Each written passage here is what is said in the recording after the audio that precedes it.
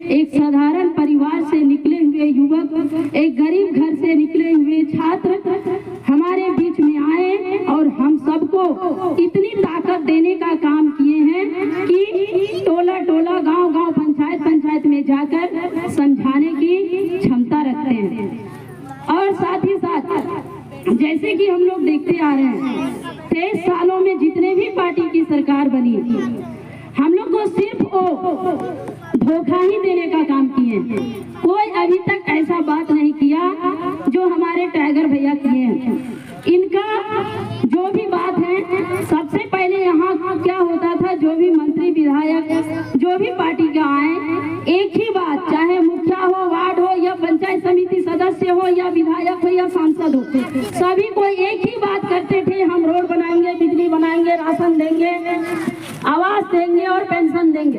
इसके अलावा और कोई किसी तरह का बात नहीं किया। लेकिन हमारे ये टाइगर दादा सबको जगा दिए। ये समझिए झारखंड मेरा सोया हुआ था कि हम लोग का अपना हक अधिकार क्या है, इसके बारे नहीं पता था कि हमारा अधिकार क्या है। तो सबसे पहले उन्होंने भाषा का आंदोलन से स्टार्ट किया।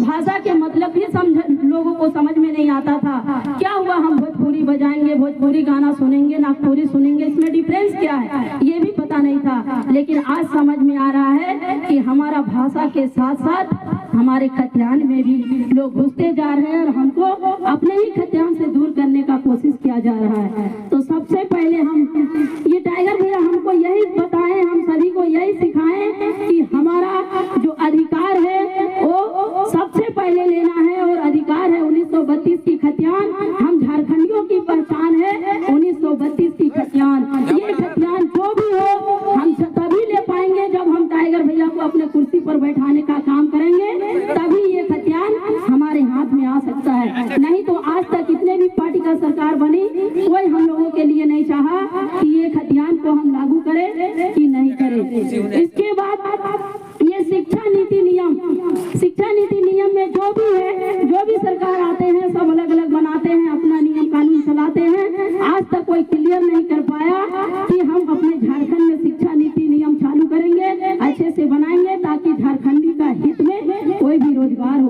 अभी सूरज भैया बताए कि जो भी वैकेंसी हो 3rd ग्रेड का, इसमें मेरा झारखंडियों का ही होना सुनिश्चित होना चाहिए। ये 100% सही है।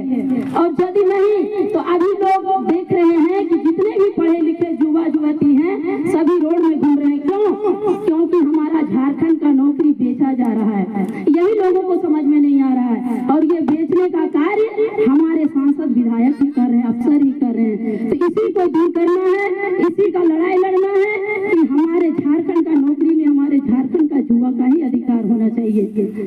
उसके बाद है कि जो भी, जैसे अभी हम लोग पढ़ाई करने में अभी वही बात करना चाह रहे थे कि युवा युवती लोग जितने भी पढ़े लिखे हैं, इतने लोग जो रोड में घूम रहे हैं, कोई रोजगार नहीं मिल पा रही है। इसी के कारण गार्जियन डर रहे हैं और डरते हैं। पढ़ने वाला युवा भी डर रहा है कि नहीं पढ़ लिख के हम क्या करेंगे। पढ़ने लिखने वाला छात्र तो बहुत रोड में घूम रहा है, उनके लिए कोई रोजगार नहीं है, कोई नौकरी नहीं है, हम क्यों पढ़ेंगे। इससे अच्छा है कि कहीं कोई जाके हम छोटा मोटा रोजगार क्यों न कर लें। इसीलिए पढ़ाई से लोगों का मन भटक रहा है और पढ़ाई के रास्ते से निकल के अपने रोजी रोटी के लिए निकले जा रहे हैं। तो इतना नहीं कि हम पढ़ाई से दूर हट जाएं, क्यों, नौकरी के लिए उससे हमको लड़ना होगा। डरना नहीं, डर के भागना नहीं, लड़ना होगा, तभी हम नौकरी कर पाएंगे और झारखंड का नौकरी झारखंड में ही बच पाएगा। नहीं तो इस तरह यदि हम डर के पढ़ाई छोड़ दें, अपना मेहनत छोड़ दें, तो इसी तरह मेरा झारखंड का नौकरी रोजगार जो भी है सारा बाहर का यूपी बिहार बंगाल का आदमी लूट के ले जाएगा और उसी तरह करते रहेगा। इसलिए शिक्षा को समझिए, शिक्षा का महत्व को समझिए और अपने बाल बच्चों को पढ़ाइए और अपने भी पढ़िए, जागरूक होइए, तभी लड़ पाइएगा, नहीं तो नहीं लड़ पाइएगा।